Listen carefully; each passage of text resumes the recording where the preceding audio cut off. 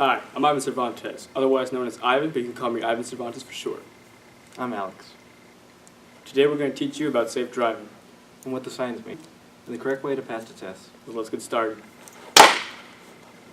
What is the first step to getting your driver's license? First, you want to go to the high school office and ask for a signed paper of your grades, saying that you have good enough grades to actually take the driver's test.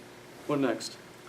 Then you want to go to City Hall and ask for a driver's book. And then you can study the book. I recommend reading it twice, and then go to where you're instructed to actually take the test.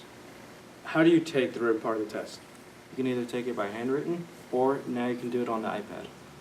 How long does it take to pass the written part of the test? Usually just depends. You can pass it 1 or 2 times, or even 4 to 5. What do you have to do after you pass the written part of the test? After you pass it, they will give you 6 months to practice, but within that 6 months, after the first month, you can actually take the driving portion of the test. What can you do with your driving permit?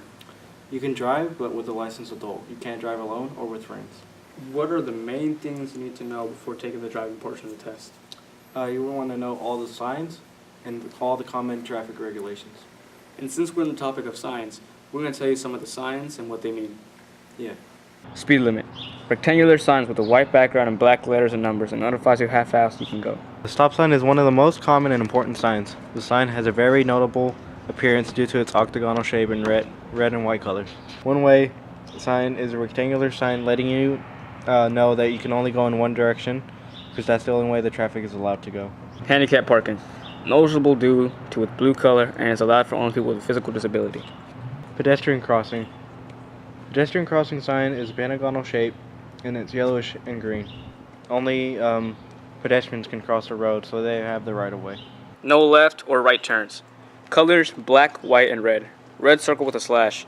No turns in that direction. The yield sign.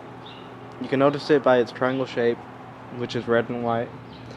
The person waiting at the yield sign has to wait for the other person to go. Then you can go. No parking. No parking zone. No one is allowed to park there. Not even your mom. No U-turn. White, red, and black U-shaped arrow with a red circle with a slash. That means you cannot turn like a U. And we're back. Now, after the 6 months, can you drive alone? Yes, but with only one unrelated person and you have a curfew. What time is the curfew for new drivers? If you're under the age of 18, you're not allowed to drive between 11 p.m. and 5 a.m. Okay, right now we're going to go to Mr. James, who has more tips for new student drivers. Okay. What kind of advice could you give new student drivers? Probably the biggest or the main advice I give young drivers is patience. You need to be patient while you're driving, and you need to respect the road and the laws of the road. Always look out for the other person. Everybody thinks that they're a good driver, but you need to look out for the other people, because some of the other people aren't that good of a driver. Sort of anticipate what they may be doing or maybe what they're fixing to do. Making predictions, I guess, is what I'm saying. Yeah. Do you think it's important to always use turn signals? Using turn signals is not for yourself, it's for the other drivers. So when you're sharing the road with other drivers, letting them know ahead of time what your plans are will hopefully alleviate some of the problems that may occur. So, but you don't want to fake them out. You don't want to put your left turn signal on and then not do it or turn right. So that, but I mean, that you're just telling other people that are out there what you're planning on doing. What kind of advice would you give for new drivers under certain weather conditions, like rain? To slow down. Even though the speed limit might say it's 40, slow down to 35 or 30. It's okay to slow down, because really speed does hurt or kill people. So slow down. Or if it's icy, or slow down. Even though you're going the speed limit, you can actually get a ticket for going too fast for road conditions. I believe that's what the police say. Good job, Mr. James. That was beautiful. Now, if you don't believe Mr. James, here's some other experienced teacher drivers from Dartmouth Public Schools.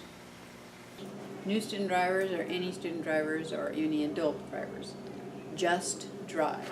Don't text, don't eat, don't comb your hair, don't smooch anybody, just drive. Okay? My advice to new student drivers would be to put your cell phone in the back seat so that you are not distracted while driving, and to make sure that you always wear your seatbelt. other than the don't drink and drive and text and drive and stuff, assume everyone else is not paying attention. Because you never know who actually is. So you need to be the one to make sure you're paying attention. Now, what do you do when you pass the driving portion of the test? You want to go to City Hall again and show them sign proof that you actually passed the driving portion of the test. Then you'll get your picture taken. So look beautiful. Now, before we come to a close, here's some pictures from students from Dartmouth Public Schools studying for the test.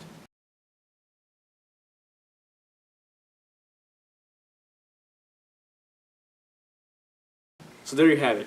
We showed you ways to pass the test, the signs mean, and so much more.